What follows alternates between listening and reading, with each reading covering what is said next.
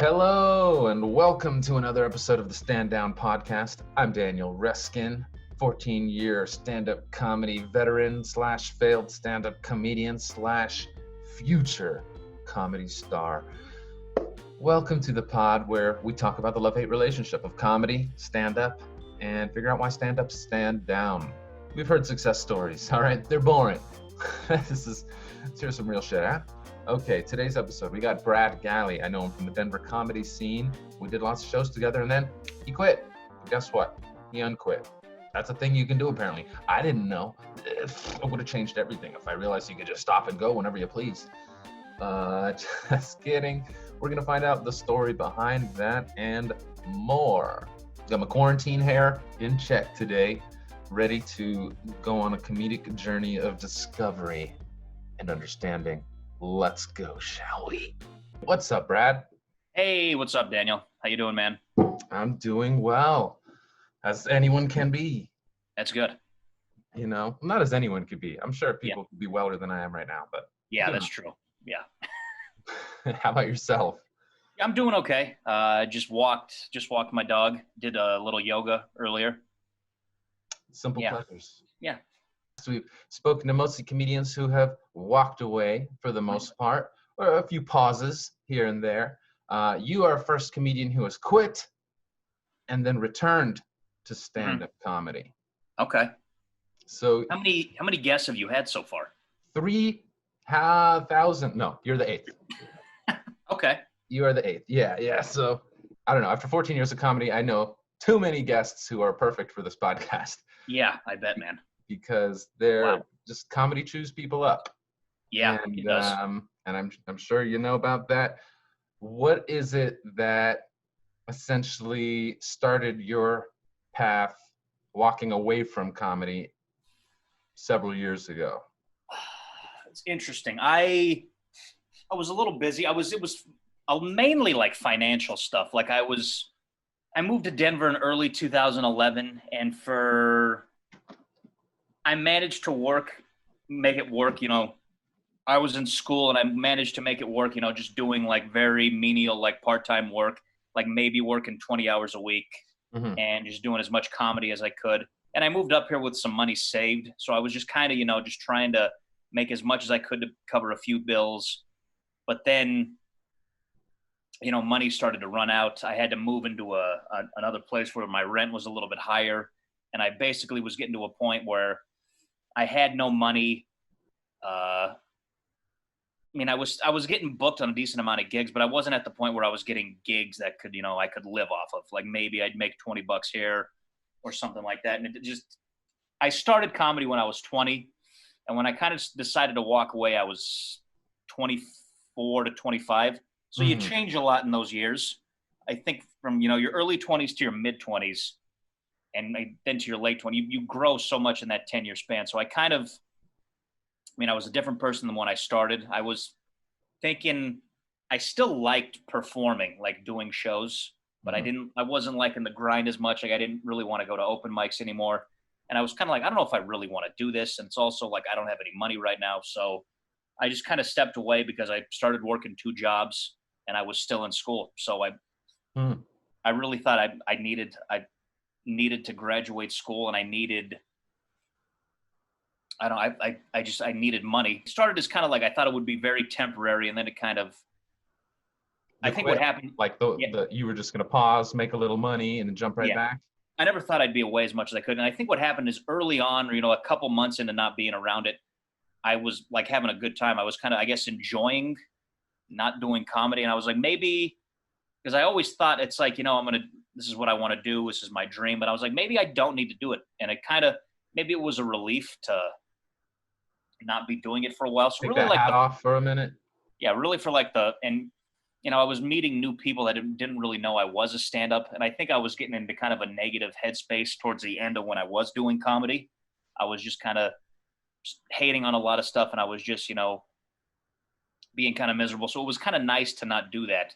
But then once I had been away for a lot longer, then I kind of started to get more depressed, and I was like, well, really, I was writing. I was going to school for creative writing, so I was being creative in some aspects. You were I was still in writing, that world. You yeah, weren't. I was You writing didn't like want to short abandon the stories. creative world to make a living. Yeah, I Mhm. was still, I had a creative outlet, but then I really kind of, I just missed performing, and I don't think I realized that at first, but I got kind of, I just realized like there's something missing in my life, and I kind of tried. I think I was trying to lie to myself early on. I was, oh well, it's not stand up. Like you just need to finish school, or maybe you need to get into a relationship. I kept thinking it was all these other things, but then it was just kind of this. It was always like in the back of my head, like something that I felt like I needed and wanted to do. And it started.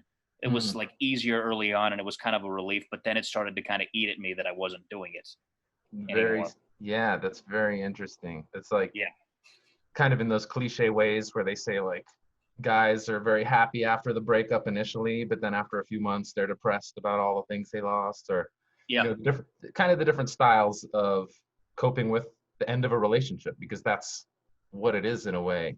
yeah, Um, exactly. so when you got to the point where you were quitting, you were all in stand-up comedy, had no jobs, uh, and were you just like, I'm gonna make it as a stand-up or nothing, or like, because there's a big choice is kind of like, am I gonna grind Hmm. and work a day job, or am I gonna grind and just hustle for gigs and live with roommates and scrounge and yada yada, and both are valid choices for the person, uh but getting to that breaking point where you're like, oh shit, I have no money. Was it like you ran out of runway, or just like you kind of hoped you would have made it by then, or Yeah, I think I'm kind of probably more just running out of runway. It kind of felt like I really don't think it was probably something I hadn't thought through that well. Like how much runway people need? Like yeah, some I people just need kind of 20 knew years like of damn runway. I wanted to do stand up, but I didn't really have like any kind of plan to like make money from it or kind of live off of it. I just knew that I wanted to perform it, so I was performing it, and like my craft was getting a lot better. Like I became a lot better of a stand up comedian in that time. I really did work hard at it, but at the same time, like that doesn't translate into being able to live off of it. Like there's so many talented comedians that make no money. Like it's amazing how many comics I see, like even comics that have been on TV or on Netflix, and a lot of them are barely scraping by. Like like you'd think like, well, maybe they're not rich, but some of them aren't even comfortable. Like it's at a point where it's like they miss a few gigs here or there, and their whole life gets thrown into Right? disarray. You get And a that's a slightly whole nicer apartment, slightly nicer yeah, bill, all of a sudden you're at the exact same spot you yeah, were. yeah. And people that don't do stand up really don't get that because they see the 10 comics in the world that are rich, like the Hmm. people that guys that can maybe do arenas, or the few of the comics that can maybe do theaters. And it's like, yeah, I'd love to do that too, but like they have no idea the hundreds and hundreds of other hilarious comedians out there that are doing, clubs on the road or trying to do one nighters wherever they can. And I mean, it's a mix of hard work and luck. Like you have to bust your ass and put your name out there. But it's at some point, like some things just go the right way for certain comics and they don't for other comedians. And in like comedy, it's so much more than just being funny. Like there's something like having a niche. Like some people just appeal to a broader audience, and some people just have a look that works for certain things sometimes. And it just there's a Yeah, lot of things that go into whether you hit or not. right. Those Yeah. those X factors are so interesting. And like, when do you think it's hard to come to that understanding as a comedian that you might do everything right but still lose? Yeah, exactly. Yeah, Like, that is a hard pill to swallow. And I think just having to realize it's like, well, it's more than just being funny too. Like you have, and there's other work, and that doesn't mean that in you should. fact, Yeah, right, sometimes you're sacrificing funny for other aspects of what would make a good career, like working harder, hustling, marketing, spending a lot of time on things that aren't rewriting jokes and stuff like that. exactly. Yeah, and you do Which, have to devote time to stuff like that. And I think that was the hardest thing for me to kind of understand, like having promoting myself better, or networking is also a big one. Like being we all go through that for sure. yeah, networking is something I've gotten better at that I was terrible at before. Just communicating with comics from other scenes, or talking to producers and just being, kind of more open and not being afraid to just ask for certain things, or Mhm. just trying to, because as comics, we all feel like we're the greatest in the world, but we also suck at the same time. And like, why do I deserve anything? So that kind of can stop you from trying to think you deserve like certain shows, or you think Right. people would want to You book should you. They're be like, well, invited to something rather than reaching out to ask. exactly. Yeah. Sure. Which I totally am guilty with. There's all those prestigious shows in Denver. I was like, oh, I don't want to bother them and ask them. But then, like, when I was booking a show, I love when people ask. It's like, oh, great. Yeah. Yeah. You know, um, It does help. I book a show too, and sometimes people reach out to you, and sometimes it is annoying. You're like, well, this is someone I don't want to book. But then sometimes it's like, oh my God, I forgot about this person. I'm glad they reached out to me. Because there's so many comedians in the Denver scene now. I forget about people. Like, there's people that are very funny, and it's just like it's nothing personal. It's just like, oh, I forgot how funny that. Maybe you haven't seen them, like they're going to different mics that you're going to, and yeah. you're like, oh, I forgot that this person was around. I'm glad they reached out so I can put them on my show. So sometimes it's a good thing Right. to do. Meanwhile, that person could be like, oh, does Brad hate me? He never wants me on the show. I thought we were Yeah. friends. What a two-faced ass. Yeah. Yeah, that's the thing I've had to remember too. It's like I think that too. I'm like, oh, this person probably hates me. And when in reality, I'm like, they're not thinking about you. Like, as comics, we're thinking about ourselves all the time. Like, Yeah. We're thinking about who else hates us. yeah, it's like they're not. No one's like sitting around.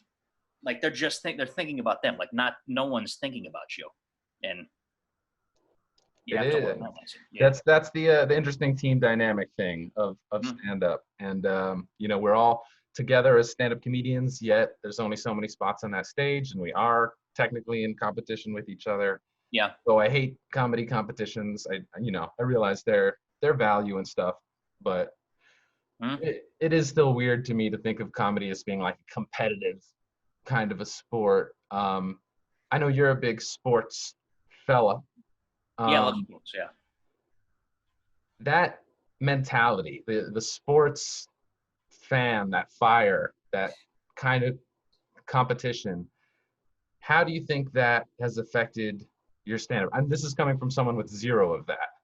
Okay. So I kind of marvel at like how that ties into the stand-up comedy personality, if it makes them more tenacious, or maybe there's some pitfalls because they do see it more like a kind of a Mhm. sport. What do you think?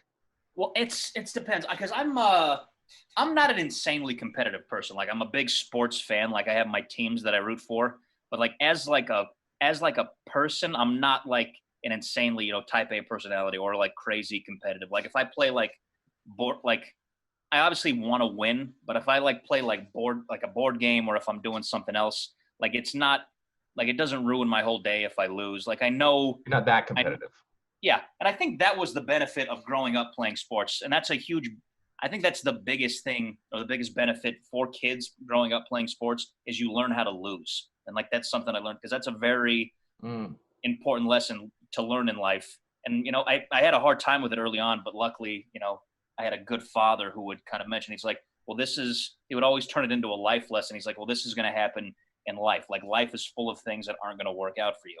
So I think that's a great way, if you have good parents like I did, and you have kids and you have good guidance with their sports, you can learn a lot of life lessons in it. So I've kind of learned, Mm. like, hey, it isn't always going to work out. So that's kind of helped with comedy. So the guidance definitely helps with sports, because maybe some people get the sports but without the guidance, and then they Yeah, kind of end up with the rage and the.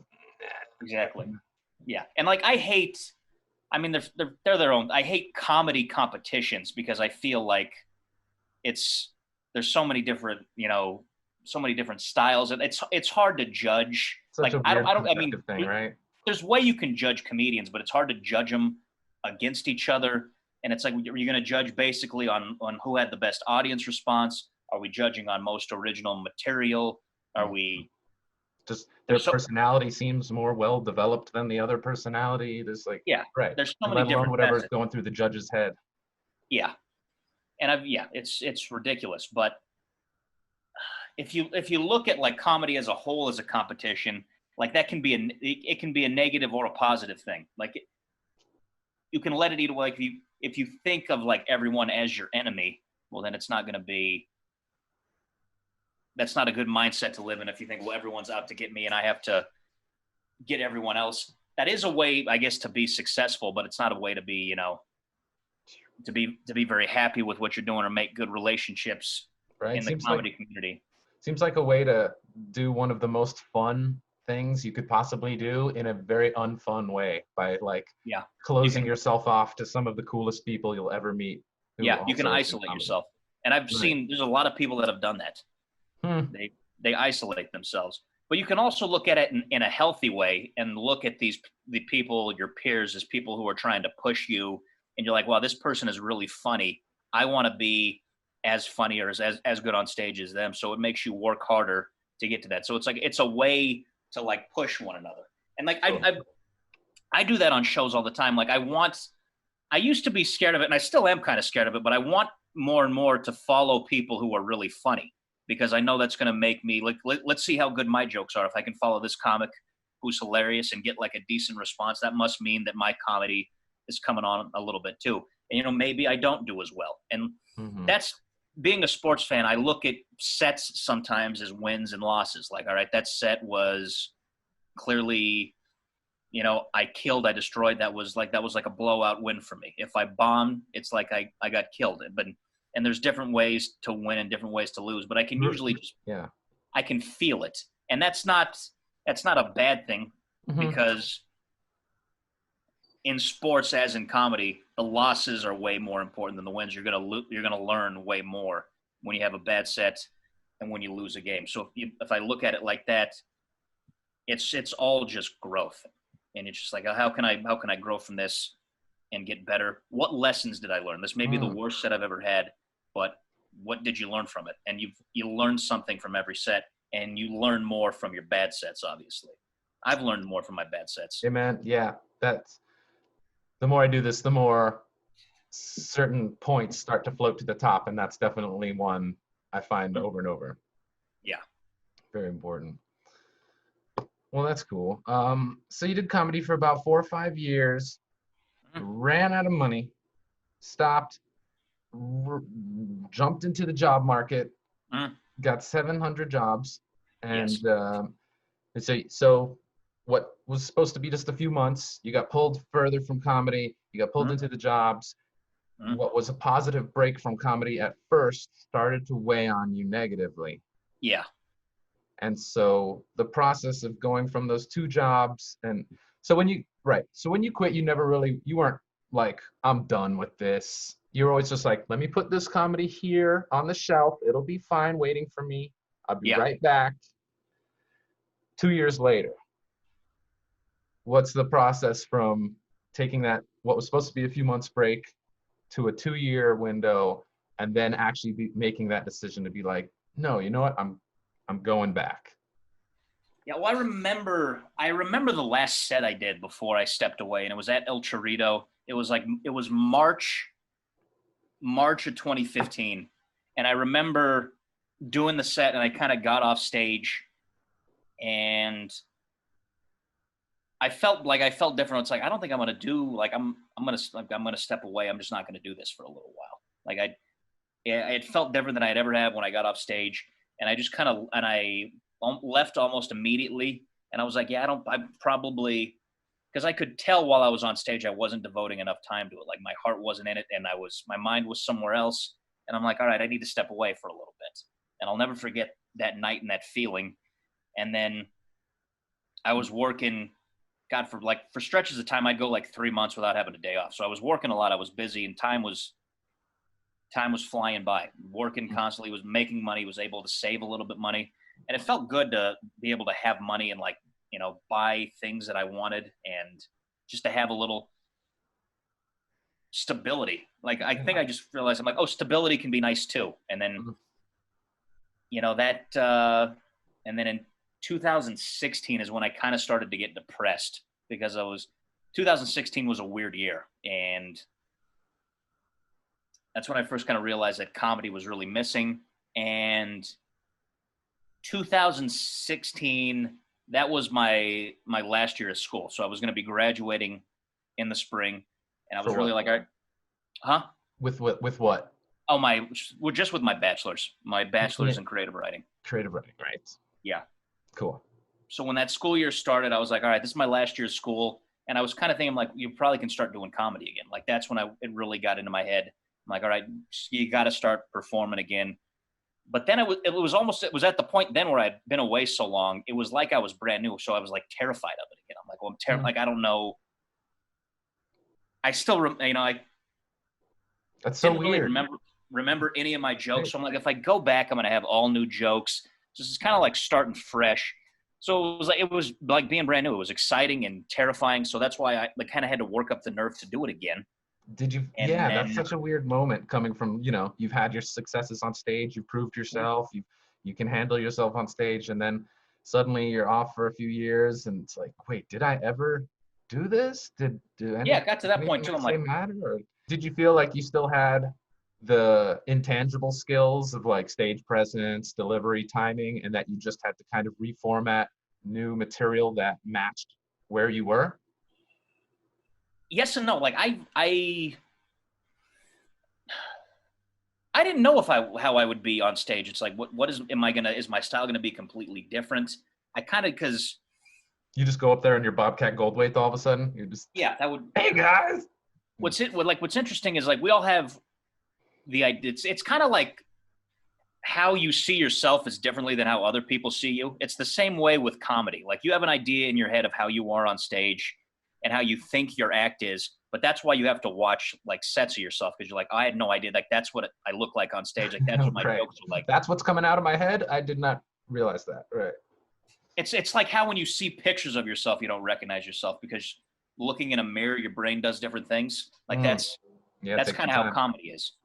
And so I had watched like there was a few old sets I have. And like I'll watch these. I'm like, okay, that seems familiar. But I also was a different person. I'm like, I don't want to do any of that other material. So if I'm gonna do this, I'm gonna have like all new material. So it was exciting and terrifying.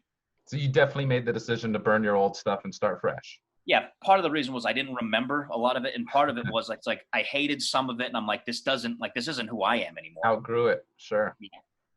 You grow with your material, and I was like, well, I have a bunch of stuff I want to talk about. I don't know if it's funny, so at least I kind of Right. That 5-year mark is such a cool point because you've got a bunch of stuff that works usually by this point, but it doesn't necessarily define you. You've just kind of figured out things to get laughter.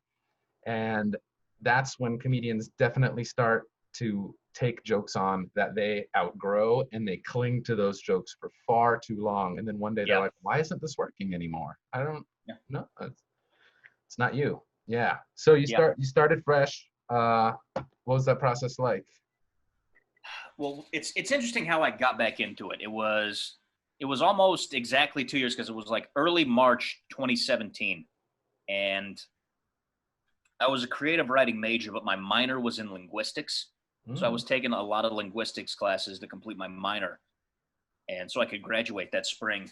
And we had to do a project in one of my linguistics classes. And it was a research project. And the research project I decided to do is I was going to look at, I think the class was dialects of North American English. So it was about different dialects of English in the United States.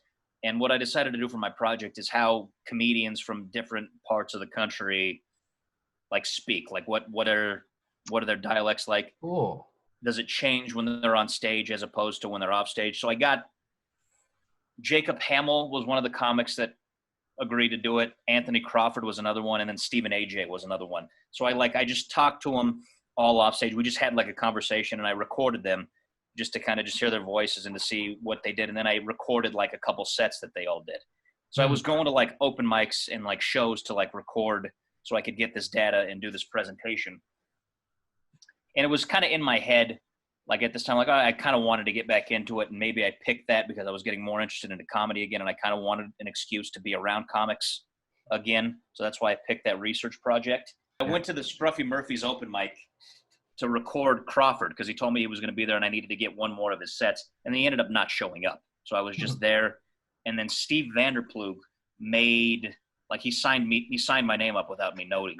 And Ben Bryan and Alan Bromwell, like they were doing it Lion's Lair style, where you just bring up the comic without telling them who's next, because it keeps comedians in the room, and I kind of like that style of open mic because it makes you Pay attention. Pay attention, and it kind of does make the show better. So they just Yeah. they brought me up, and I didn't I had nothing prepared. I didn't want to do it, but knowing like I had done comedy long enough, I knew that it was going to make the show weird if I didn't go up. Like it would have been like a stilt. So I'm like, it was an easier thing. I'm like, all right, I just have to go up there now. It's such a weird moment too, where you're like going through the process of like what it would take to say no and what that would mean, and to be like, no guys, I don't want to, I'm not a comedian, but I am. But it's like, no one gives a shit. Just get up there for a couple minutes. And I did that, and I got like one laugh, and it felt like my first time again. But it felt. You were unprepared.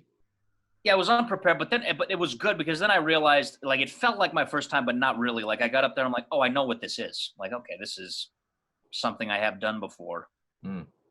And it felt it wasn't a good set, obviously, but I got the feeling that I had from the first time I had done comedy, where I was like, all right, I want to do this. And it's one of those things where, like, if you want to start working out, you just got to go to the gym, and it's like building a habit. And I did it that one night, and then I got up a couple nights again later at El Chorrito. I did another set, and then 2 nights after that, I went and did another open mic.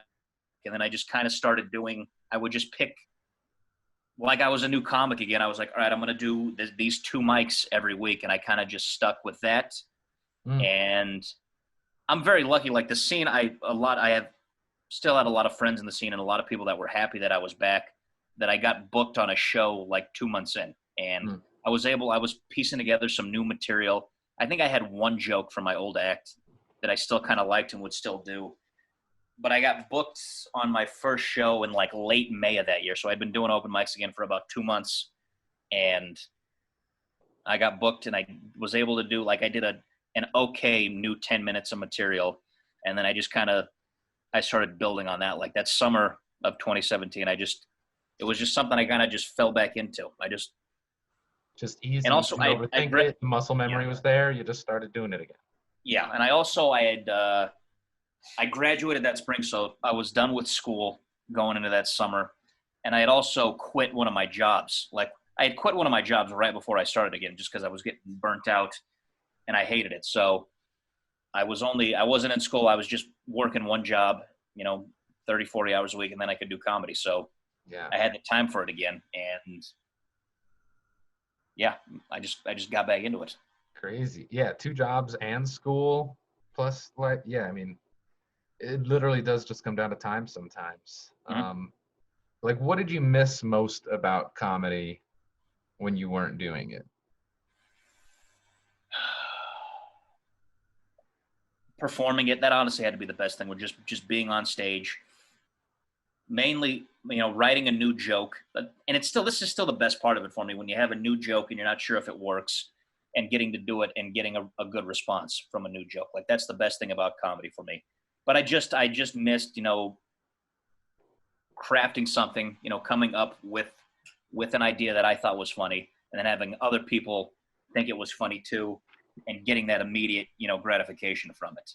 Right. So, that shared mental link plus the feedback of success. Yeah. Right. Yeah. Okay. That is what and I missed, a lot of the camaraderie, just hanging out with other comedians, before shows or.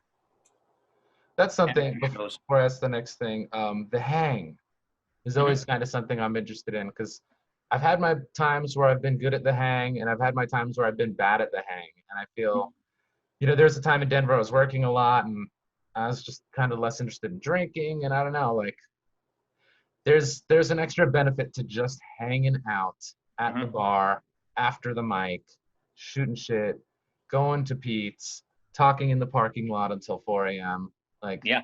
How good are you at the hang, and how important is it, do you think, at like navigating a comedy scene? I think it's very important, and like you, I'm better at it at other times than I am at other times. But I mean, it's very important, because you see,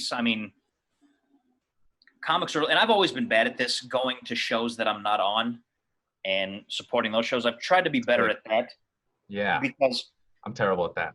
Well, I used to think it's like, well, if I'm not on the show, they don't want me there. Like I thought I'd be like annoying. It's like, why am I going to go to a show that I'm not on? It's like once again that thing where you think people don't like you, but at the same time, I put on a show, and when comics who aren't on come to support or they show up, like I'm always like flattered and can't believe it. I'm like, I can't Right. believe you came to this show. You don't even have stage time and you're here. Oh God, can I give you stage time? What do you want to drink? Yeah, and that happens. Like you get guest sets from doing that. Like you get thrown on a show more often than not, Right. or you meet some other comics, and that can lead to you You're getting on booked next on month. another show. Totally. Yeah, and I think that might have been one of the reasons why, I decided to step away. I wasn't, maybe getting booked as much because I was busy, and because I was still doing comedy while I had two jobs. I was still like very, very barely had my toe still in, and I wasn't, I was actually turning down. I'd get booked, and then I had to turn down shows because I was so busy, but I was still like trying to do it.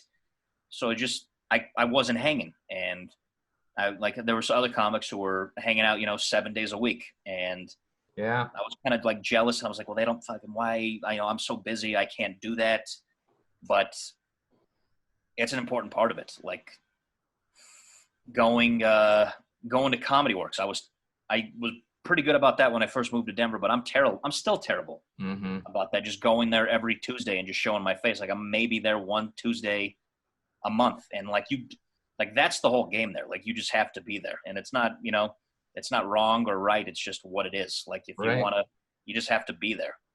And I'm definitely bad at that, but like I tried to be better. It's like, all right, I'm going to go to these open mics every week, whether or not, because I've been back. I mean, the whole comedy world's kind of stopped now. Like open mics aren't really a thing anymore, which sucks because that's how I would write. I'd write from stage a lot. Yeah, I mean, to talk about COVID. I mean, there are people doing those mics outside, and they're definitely popping up now more than ever. I mean, are you just not trying to get back to them immediately, like until it's more of like the classic open mic experience, or because they're out there?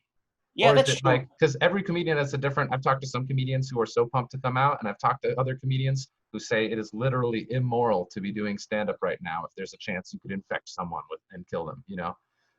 Where do you lie on that scale? Well, I mean, I've been doing shows. I just haven't been doing open mics. Like I think because I did 2 shows at the Denver Comedy Lounge this weekend. Like I want to do it. It's something I want to do. Like I want to perform, and it feels like I'm getting paid for shows. So like it feels like it's kind of worth the risk. Like I need to make money right now, and I might as well make money doing something I like, and people are kind of craving live entertainment. So it seems like a thing. So safety's not a concern. The shows are fine, and yeah, I'm only doing outdoor shows. Like I feel a little weird about doing indoor shows still. Like I'm not too keen on that. I think like while we can do shows outside, I think it's a good thing to do shows outside still. I mean, if people are going to be hanging out in parks, we might as well be doing shows outside as well. If you take all the safety precautions, and every show I've done has taken a lot of safety precautions. Like it's not too many people. Everyone's spaced out, and everyone in the audience is taking it really seriously, which has been nice. I think that's cool. Do they switch the mic every comic or something? Or like yes, some shows, the shows I did this weekend, everyone had a new mic. The host switched the mic for everybody. And I've done shows with mic condoms. Have you seen these mic condoms? I've actually because I'm going to be putting on a show, and I bought a bag of them. So every comic gets their own like thing to put over the mic. Is it just like a little paper windscreen kind of a thing? Yeah, you just put it over there, and then you wipe down the mic handle with sanitizer or like wet Clorox wipes between every comic. Okay. And not so bad. And so, do you think how's the show quality affected? Do you think the weirdness of having it outside and all of these things that would usually be negative for a comedy show, a non-traditional setup, do you think that almost didn't matter in the face of people are so desperate for like entertainment and kind of a normal social situation that they were just happy to give their laughter? Or I think it works better in Denver than in other cities, because Denver, people love to do shit outside in Denver, pandemic or not. And I remember, like, I've done comedy shows outside in the past in Denver, and people always like think it's a great idea. It's like, oh, it's gonna be a show outside. Like Katie and I, my girlfriend, we run a show. We both run shows at a brewery called Call to Arms Brewing, and we did like 3 outdoor shows last summer.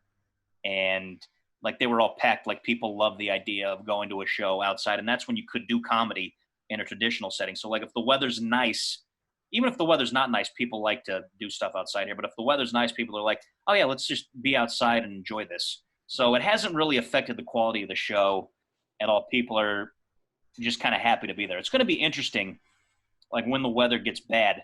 And 2 weeks ago, when there was snow, there was an outdoor show, and like I think it was 2 weeks ago Wednesday, and it was like high 30s, and the show was still packed. Like they had some heaters out there, and people still showed up with blankets and coats, and they're like, "Yeah, we'll watch the show." So I think as long as it's not like below freezing or like really bad wind, I think people are you're gonna see outdoor shows in the winter here, and people are kind of just they'll bring hot cocoa or they'll have their hot toddies while they watch the show. And maybe you make the shows a little bit shorter, but people are they're gonna come out. People are gonna enjoy it.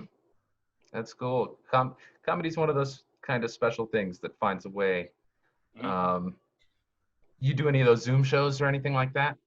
Yeah, I did some Zoom shows early on. I was running Katie. We were trying to do shows every Wednesday on Zoom, and those, I mean, they worked for a little bit. People,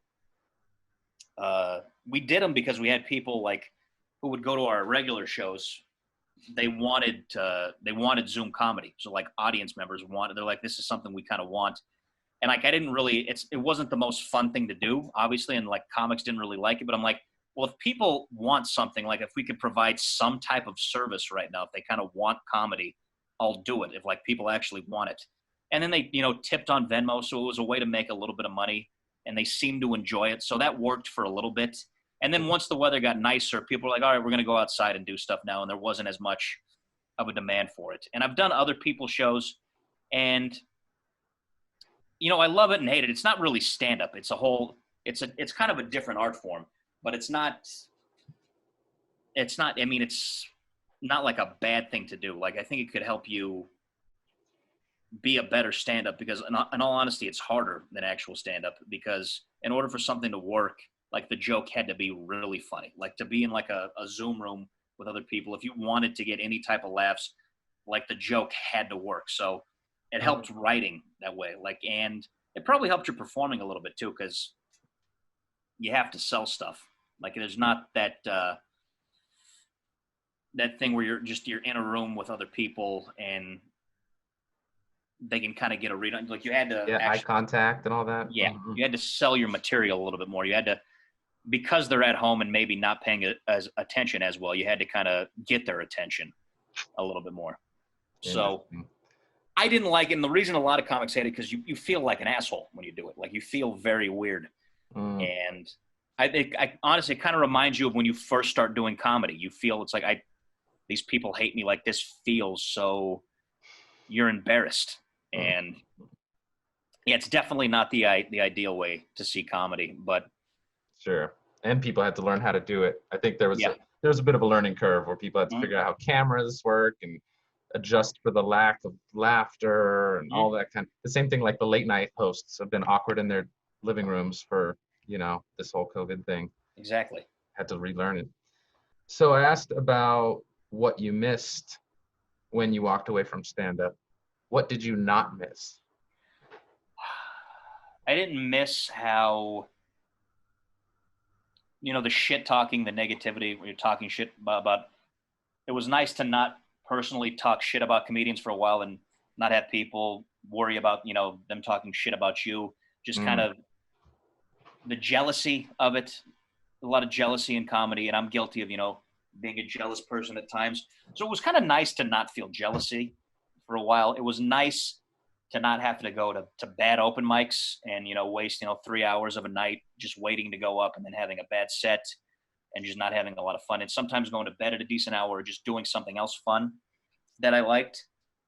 Those are probably the two biggest things that I didn't miss at all. Just the jealous feeling, worried if someone's getting something that I'm not getting, and just the really long, bad nights at open mics.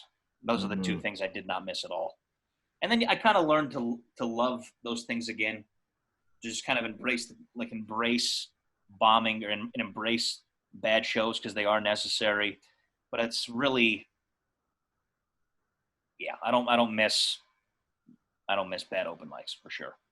Yeah, bad open mics seem to be the first symptom of walking away from stand-up. When you Yeah. when you start chilling on the open mics, for some, they're the lowest tier of comedy. They're the training grounds.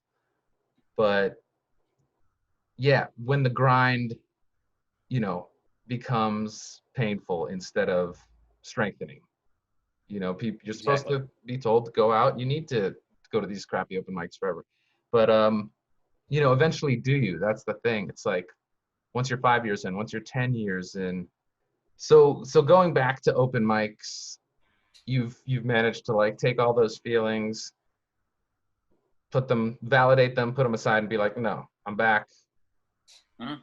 doing those mics. Of course, in Corona, it's. Do you think if Corona wasn't happening, you'd be like back at the mics 5, 7 days a week? Or is there like a new comedy rhythm that you have to hit to figure out exactly how you do best living your life as a comedian? Before the shutdown, I had a routine where it was like every Monday and Tuesday I would do an open mic, and I'd usually be nights where I'd work, and I'd go to work, and then I'd get off and just go right to the mic. So that was kind of my routine. Like I'd always at least hit mics on Monday or Tuesday, and then how much other work I would do would depend on bookings I had. So if I had a lot of other shows booked during the week, I would try to take no more than 2 nights off a week, and usually have one night where I would be at work and then I'd go home. So I would just go right home after work, and then have one night where I just wasn't at work and I wasn't doing comedy. But like, say if there was a week where I had no shows, I would try to get up at least 5 times a week or go out 5 nights a week. That was my thing to do. And the show I would run was on Wednesdays. So I'd be like, I had my show every month on Wednesdays.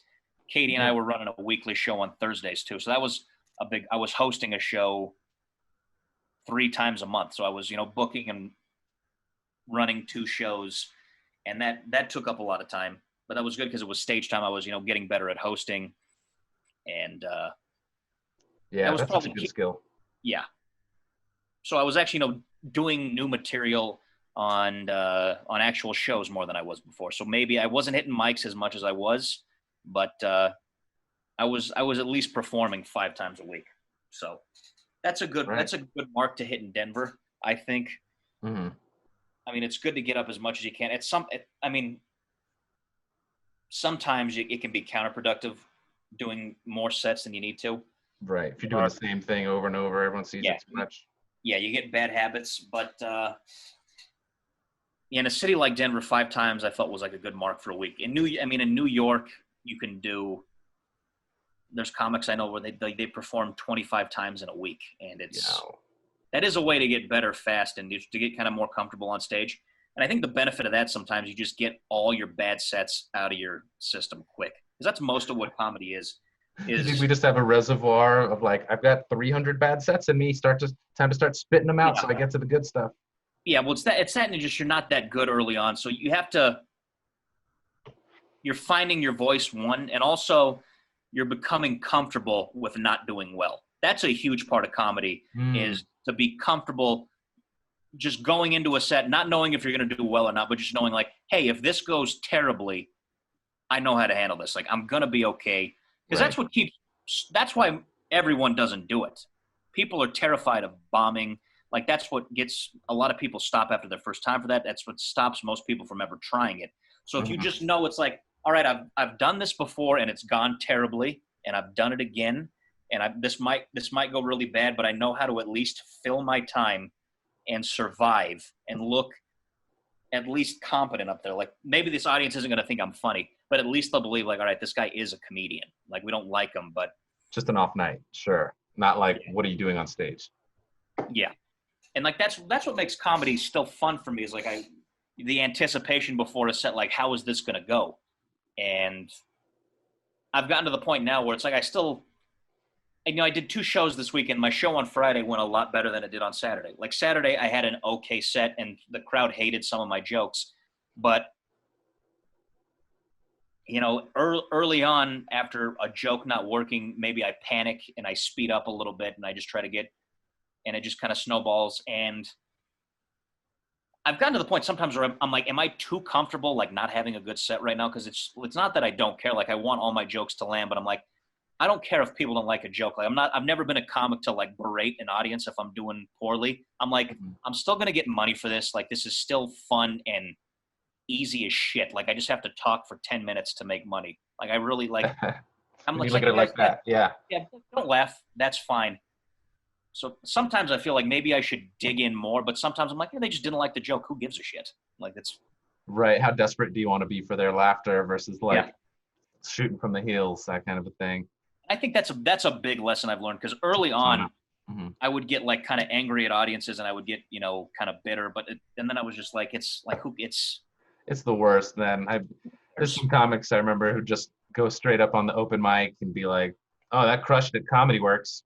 You're all gross. Like yeah. you all are a shitty." It's like a great way to endear yourself to the audience.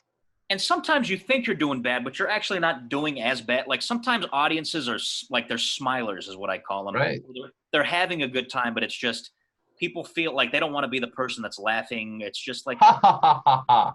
Right. To vibe squeeze is that there. And laughter. that happened on that Saturday show. Like I thought at best my set was okay. I thought I completely bombed. And then I got off stage and had like 10 people come up and like say they liked a certain joke.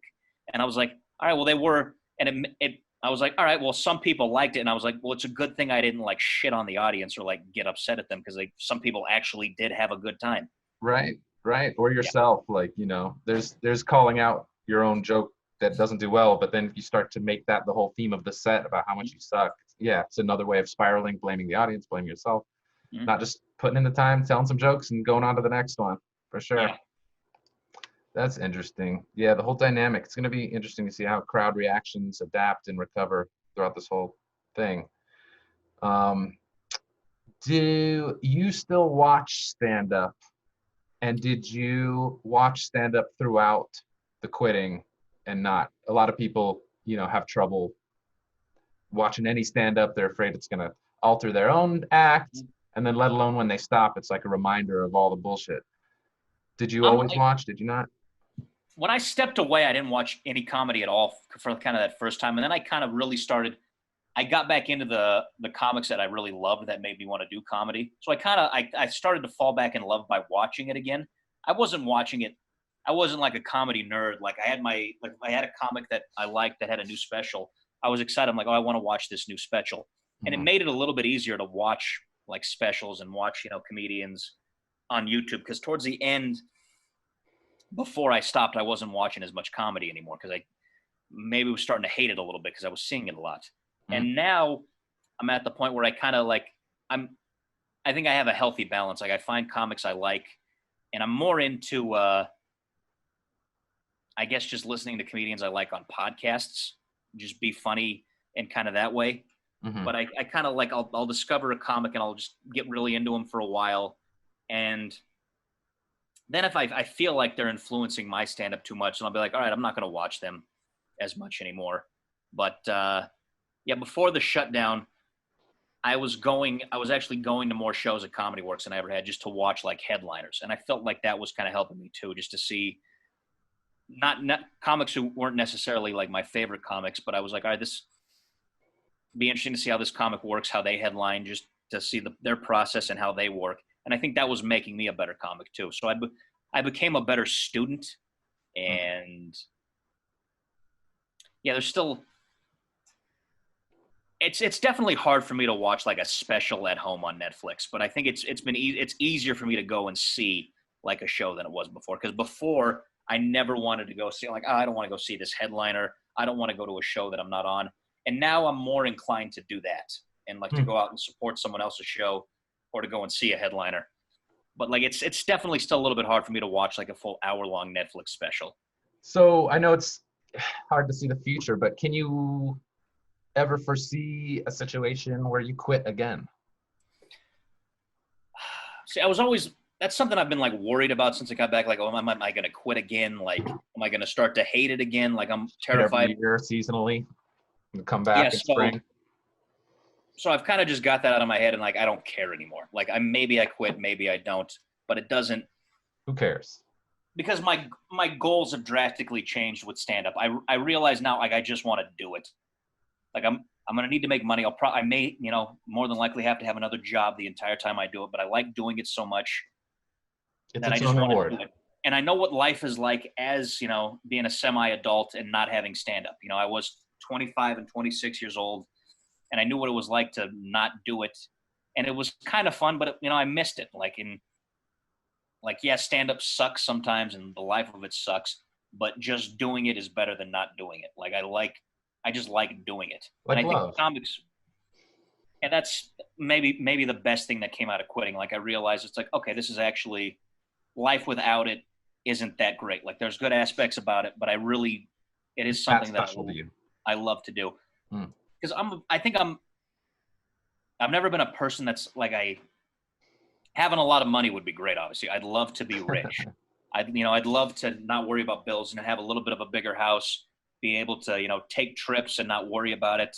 I think the burden of worrying about money is something that we don't think about as a society, like how incredible that would be to, like, when that part is lifted from your brain of like, oh shit, if I don't make money, I'm gonna die. Like, Yeah. it's kind of that secret goal, but Yeah. at the same point, right? You realize like now more than ever, there's a very good chance most of us will be working until we die, Yeah. And most working comedians, amazing, funny people you meet that you're, wow, how is this person not bigger than Kevin Hart? They work as an insurance adjuster, like Yeah. dental assistant, whatever the hell's going on. Mm-hmm.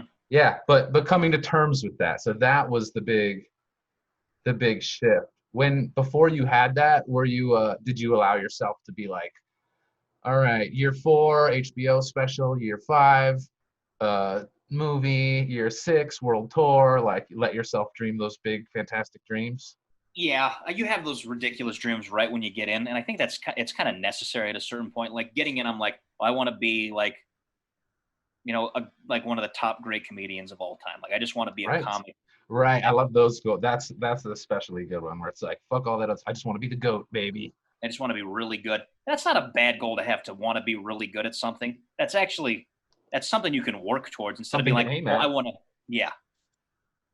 Instead of being like, oh, I want to, comics that like want to make a certain, like there's a Todd Berry joke where like Todd Berry's doing a show and he gets done and someone in the audience is like interested in doing comedy.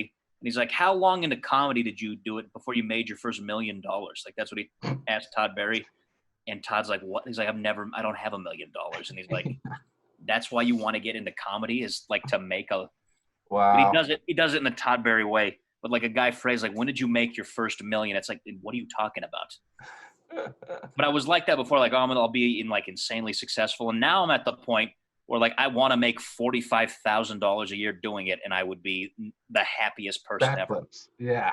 I just have that number in my head, and that's not a lot of money. Like people, like I've told my family that, and they're like, "Oh, you need to." I'm like, "That's all I want," because well below like a middle class income, quote unquote. yeah. But I'm like a creatively driven person. Like I just want my stand up to be good. I want people. I don't need a lot of people to like it, but I like when people. I'd like to have a small set of fans that are like, "This is good. It makes us happy," and it's something that I made, which I feel really good about, and like that means a lot more to me than that, and being happy means a lot more to me than having a job where I'm making an insane amount of money, or I'm having insane amount of wealth. And maybe it sounds like I'm trying to be more evolved, and I'm not shallow, but it's just something that I just don't really care that much about. I'd rather be comfortable with a little bit less money doing something I like, as opposed to having a job that I fucking hate. Because I'm looking for a job right now. That's why it's been nice to get these gigs where I'm making money, because I'm just a working comedian right now. I'm just making money from stand up. And when I used to, the last restaurant that I worked at, it was in Rhino, and a lot of people that came in, young professionals, a lot of young people that made a lot of money. And you'd see a lot of people on their lunch breaks, and they had really good paying jobs. And I saw how miserable a lot of those people were. And I'm like, all right, a lot of these people, this is not what they wanted to do. Like they're not fulfilled in any way right now. You'd meet some people that love their jobs, and that's great. Like some people were really happy. They're really excited about what they're doing. Like, all right, they're in the right frame of work. But so many people that you just see, like they were very rude. And a lot of the time, like I'm working as a food runner expo in this restaurant, and I was happier than everyone in there, because I'm like, I get to go and do stand up. tonight. And I worked with a lot of people who were like envious and jealous of everyone that we were waiting on. And I'm like, that would be that successful. And I was like that's like, but I was like fuck, I was like, they look miserable. Like I didn't see myself, like, I don't want to be that. Like, I was fine with just having the stand up and being able to create something. And I think that's what's really nice about having a craft. Like, people that don't have crafts don't understand that. And I mean, your craft can be anything. Like, if it's woodworking, or even maybe you're like a yoga instructor. If you just have something that you're trying to work on or perfect, like that can give you so much. You don't even really have to be good at it. And I don't think people realize that. Right. Like, that's why you see people, like, they get really happy once they find a new hobby. Like, I've seen a lot of guys get into jujitsu, and that's such an interesting, like, 30 plus 40 plus guy thing. Like, I definitely have a couple comic friends who've been like, I'm a jiu-jitsu dude now, which is awesome. I'm a martial arts guy myself, but that's how I'm. There's the camaraderie, there's so many parallels to stand up, like that growth, that especially the fun parts in the beginning where you're learning so much about this new world. Yeah, martial arts and golf are a lot like comedy. There's a lot of parallels that I found. Just like the thing I've noticed, because I'm a golfer, and the thing I've noticed the most with golf is explain the golf to me, because I get the martial arts, but the golf, golf. It's like you're alone, just like you are in comedy. There's more failure than anything. Like, the only way to get better is, like, you have to do constant repetition at it, and you're gonna have way more. You're going to be awful at golf for a lot longer than you're ever going to be good at it, just like kind of stand-up is. But it's also addicting in the same way, where you have one good shot in golf that makes you want to play golf for 10 more years. Like, having one good set in comedy will keep you chasing it. Totally. So there's so many parallels in that. But, like, I started doing yoga in the last year, and I got way into it. And it was like, I forgot how, like, finding something new, like, to work on and try to get better at can make you that much happier.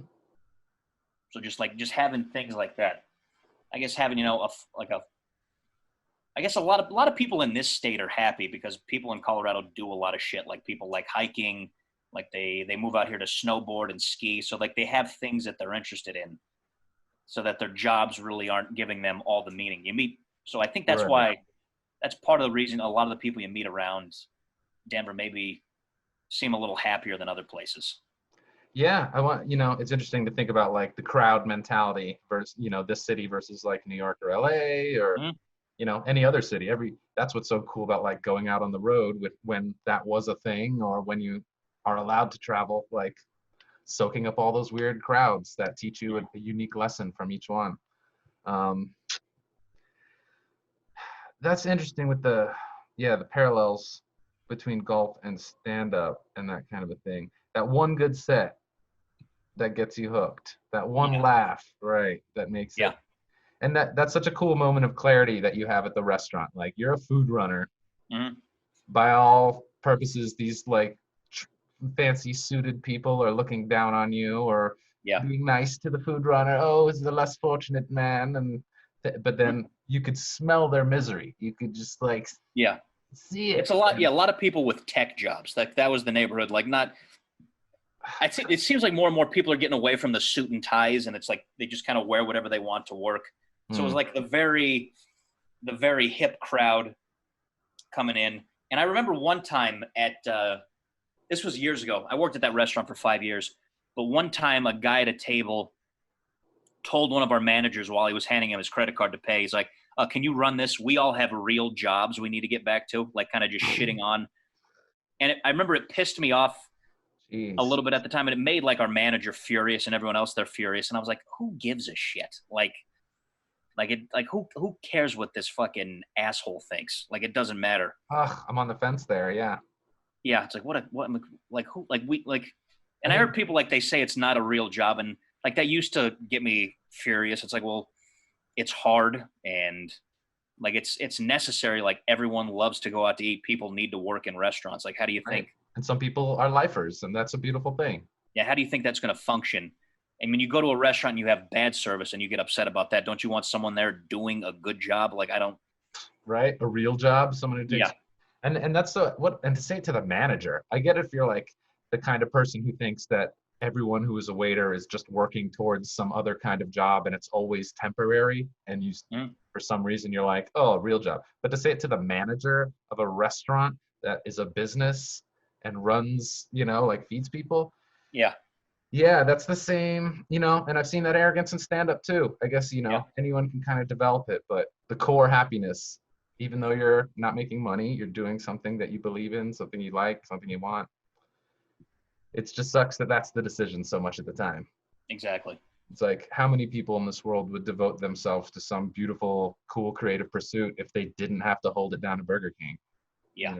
or Yeah. even in a tech job or something, all these brilliant Yeah. minds doing all kinds of crazy stuff. Yeah. Well, it's interesting. That's, One of that's my one of my good buddies who was a roommate of mine got a chemical engineering degree, and he moved out to Denver because he got a six-figure job working in engineering, and he quit that to go work at the steakhouse where I met him at. He went back to Roots Chris to be a wow. food runner, and then eventually worked his way up because he was way happier at the restaurant. And working in a restaurant can be miserable at times, but he was miserable with this hated having this six-figure job, and Crazy. went to work in a restaurant. So that it's Grass is always greener, huh? like, exactly. It's like you're better off doing something you don't. It's hard to find a job you love. Like most people aren't that lucky, but to find something that doesn't make you miserable, that's kind of where you need to look. Like, find something that you at least get a sense of satisfaction out of, that doesn't make you want to kill yourself. I think that's, if you can Yeah, find that, you're in a good space. it's an important moral. So how has doing comedy changed who you are? I think the most positive aspect it's had on me is it's made me okay with all my flaws, and it's a lot harder. Like, I don't get embarrassed as much. Like, I'm not that I don't care what people think. Like, I want, like most comics, I want everyone to like me. Like, I still have that. It's made me a lot better with like awkward moments. Like, I don't care. When I was working at the restaurant, like, embarrassing things happen at restaurants sometimes. Like, I would drop stuff, and like it did nothing. Like, I just didn't, like, the whole restaurant would look at me, and I was like, oh, who gives a shit? Like, it didn't affect me. Like, people would like get embarrassed for me, and I'm like, it's like, I don't really. And is it just because you've dealt with stand up, which is just such a different level of pressure and expectation, Exactly. that this Yeah. moment is nothing? Right. It's made me okay. I think the way I'm trying to phrase it, it's made me accept mistakes that I make in my life better. Like, things Right. aren't always going to go your way, and like that's okay. You can handle it. You can bounce back. Negatively, I think it's affected me where it's kind of harder for me to have relationships maybe with people that aren't stand-up comedians. Like, I can be a little isolated from people that don't do it. I have a slightly harder time connecting. So I have to force myself to make more of an effort to like interact with people who aren't comedians. And I've gotten a little bit better at that, just, building relationships with people that aren't comics and working on my communication that way. Because I have a tendency to be a guy who just kind of stares at his phone, or just kind of wants to be by himself in a group of people that aren't comedians. So it's made me kind of isolate in that way, but it's something that I've been working on. Yeah, it's so weird. It's like being a hitman or something. We're like talking to a normal person. You're like, will they understand this extremely complicated aspect of my life? Like, Yeah. do I even need to go there? Is it worth Yeah. the labor of explaining and talking? And one thing that is always annoying, and I like to ask every guest, is when people do find out you're a comedian for the first time, what do you say when they go, "Oh, tell me a joke"? I used to get like really embarrassed and like nervous when that would happen. And I'd feel like I had to do, like, I would feel awkward. I'd feel like I'd let them down if I didn't do something. I hate that. But I've gotten so comfortable at just telling them no. Like, I'm not going to do that. I just tell them, like, it doesn't work that way. Yeah. And if they kind of like, I've gotten a lot more comfortable with that, to the point where like if they get upset, I'm happy. It's like, no, I'm not going to do. Like, I don't. Why would I do that? And Right.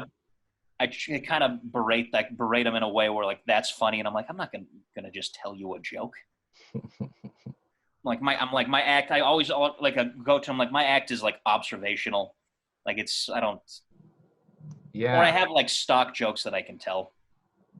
Right. Try and keep a back pocket joke to throw out. Mhm. It's like if you're in it long enough, I think you go through phases where you're like, you really try and tell the joke at first, Yeah. and then you're like, no, what? You go up to a doctor and ask him to look at a mole on your ass, with like, Yeah. and then you go on the Yeah. other side of that, and you're like, okay, these people aren't trying to be assholes; they're just excited and they don't know, Yeah. but like, There are a lot of comedians who delight in being like, no, what are you stupid? Like, I'm not going to Yeah. do a job for you right now. Well, like in the past, I would get really embarrassed, but I would be like, I want to impress this person, but I also wouldn't tell people that I knew that I was doing a show because I was embarrassed about them seeing me have a bad set. And now I've gotten a lot better at telling people I know to come. Like I want people to come out to Mm, shows. I've gotten a little more comfortable. It's like, oh, this is a thing I'm doing because that I can definitely relate to. It took me yeah, years to invite people. because I am a little more comfortable. Like, well, if I bomb, like I think this person still likes me, and if they don't like me because I bomb, fuck them. It's about the thing of not being as embarrassed anymore. Right. Yeah, a But lot of times they'll have your back, and then you have this bonding experience where they're like, they've been brought into the situation of a bomb, and they get to like vicariously experience this interesting comedy moment through you, exactly, where they're an asshole. Right. yeah. Any regrets? If you could go back to when you started comedy and do it differently, what would you do? Yeah. Not that I didn't take it seriously, but I would take it more seriously.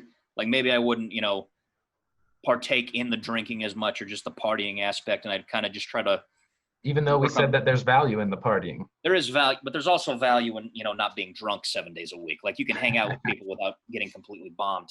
Mm, So, finding a happy medium with that, networking a lot better, just being a better communicator with other people, not like being afraid to change my act as much. Like before I got so married to my jokes and this idea of what I thought I was as a comedian or what I thought a comedian should be, that I was kind of like, fuck the audience. And I know what's funny and I know the right way to do this. So being a little more open to criticism and just being willing to adapt a little bit better and not mhm. just kind of, and I have a problem with that with all, facets of my life. So just being able to adapt a little bit easier to that. And I'm getting better with it now, but early on, just I was, deathly terrified of like failure. So just not being as afraid. Because I was performing, but I really wanted people in the scene to like me. I was afraid of having bad sets, so I wouldn't go to certain open mics if I thought I was going to bomb. Because I'm like all these people, The so high just stakes ones with the cool kids. not being as afraid of that stuff. And that stuff, some of that stuff you grow out of. You're someone in your early 20s. I mean, that's a nightmare for anybody. I mean, no one knows who they are Right. at You're that. navigating that stuff whether you're doing comedy or not. Yeah, Right. Which is definitely, if you had started in your 30s, this would be a completely different conversation. yeah, Damn. Very cool. A lot of interesting things that we covered here. But overall, you did, you didn't, you're doing again. You've got a completely different attitude from when you started. It seems like a much healthier, much more just been in the game longer. I mean, it really does. The years you're in comedy and the more you experience, it changes you. You have a human age and you have a comedy age. yeah, And once you get past that kind of teenager phase and kind of figure out your identity, yeah, it seems very empowering to the yeah. place you've kind of arrived at, that you can kind of take that the fame hat and the expectation hat and all that kind, and all you're left with is the joy. Mm-hmm. Yeah, I've gotten my relationship with comedy is a lot healthier, and I'm still working on other aspects of my life. I have so much work to do as a Sure. as a And person. comedy, you can't stop working on either. I mean, yeah, it's always a No, process. yeah, Right. and I realize like now I'm at a point in my life where I have more work to do on the personal side of my life. I feel as opposed to the comedian side. Like I feel like my relationship with comedy is a lot healthier right now, and now I'm working on other aspects. I'm trying to get my mental health a little bit better. I'm trying to figure out other possible career I'd like to have that Wait, could go along. are you gonna get too happy to be funny though? That'll never happen. I don't think that'll ever happen. There's always I'd love if that could happen. If I could get to the point where I'm so happy, Wouldn't that be weird? Yeah. I All would. comedians eventually just graduate and one day they wake up happy but not funny anymore. Like Yeah, it's a disease. that happens. I don't know if that doesn't really happen with comedians, but sometimes the comics who get too successful, like they can get out of touch. I Sure. don't think, and a Or lot of the time, burn up all the funny things they had to talk about and now all they yeah, have is airport jokes. Right. Yeah, they just can't relate anymore. Yeah, it's funny, man. It's as confident as you can be in it. There's always interesting things that pop up, and yeah, I think that's part of the beauty of it. And no Yeah, one ever figures this thing out completely, and nor should they, or nor can exactly. anyone. Like Yes. e- even Chappelle, or whatever it is. Yeah. Um, cool. Any final thoughts? We've been everywhere. We've done everything. What I miss? What do you want to tell the universe and the listeners that are going to be viewing this in 1,000 years in their comedy anthropology class when we are long dead? To those people, oh my God, I hope the world's still here. Right. I hope they're studying 2020 in that class, and it's a nightmare. There's a whole major on 2020, not just a course. Yeah. Yeah, Jesus Christ. Take the working on the craft seriously. Like, you can be serious about it, but never take comedy too seriously. Hmm. Never let the fun aspect of it leave if you're trying to do it. Like, never let it, like, don't let the comedy monster eat you. Like, don't let the idea of Hmm. you being a comedian ever override the fact that you're a human being too. Like, don't get so obsessed with this idea of comedians being, depressed, or just being these kind of just, Broken. subversive people Hmm. where you feel like you can't relate to other people, or you're more depressed. Like, so many other people are depressed, and you can relate with so many people that aren't comedians too. And nothing in comedy is worth your soul, and there's nothing more important than, being a solid human being and a good person. Like, that's way more important than anything you can ever get in comedy, because you watch, so many comedians, they sell their soul in a sense, because they just want to be successful in comedy, and like, none of that's worth it. Like, most of those people aren't happy. So that's what I would say. Mm, Nothing in comedy is worth your soul. I love it. Chef's kiss. It's a perfect bow to tie on this episode. Thanks so much for giving your cool perspective on this. Uh, I'd say I'll see you out there, but I'm not going to for a while. Yeah. Uh, and yeah, bro, thanks for sharing your story. Thanks for having me. This was a lot of fun, man. Yeah, definitely.